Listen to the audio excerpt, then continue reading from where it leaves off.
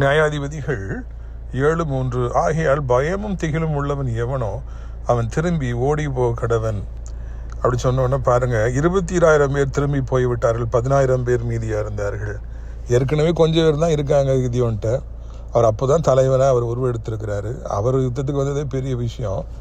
அந்த 30,000 பேரில் எத்தனை பேர் அங்கே திரும்பி போயிடுறாங்க பார்த்தீங்களா? மெஜாரிட்டி திரும்பி போயிடுது. நடுங்கியிருப்பார். வாழ்க்கையிலே நம்முடைய நீண்ட பிரயாணத்தில் இதே போல் எத்தனை பேர் நம்மை பாதியில் விட்டு போய்விடுவார்கள். பயப்பட்டதுனால இவங்க போனாங்க. அது மாதிரி பல காரணங்களால் நம்மை விட்டு எத்தனையோ பேர்கள் திரும்பி போய்விடலாம். நேற்று நம்மோடு இருந்தவர்கள் இன்று நம்மோடு இல்லை. இன்று நம்மோடு இருப்பவர்கள் நாளை நம்மோடு இருப்பார்கள் என்கிற நம்பிக்கையும் நமக்கு இல்லை. ஆண்டவர் இயேசு கிறிஸ்து ஒருவரை நம்மோடு கூட வாழ்க்கையில் எல்லா நாட்களிலும் கூடவே இருக்கிற நிறைய வயதிலும் படுத்த படுக்கையாக இருக்கிற காலத்திலும் கர்த்தர் நம்மோடு இருக்கிறார். அவர் நம்மை கைவிடுவதில்லை. அது மாத்திரமல்ல, சிறிய கூட்டத்தை வைத்துக்கொண்டு மிகப்பெரிய வெற்றியை கிதியோனுக்கு கொடுத்தவர். உங்களுக்கு சிறிய வருமானம், அதை வைத்துக்கொண்டு பெரிய ஆசீர்வாதங்களை தருவார்.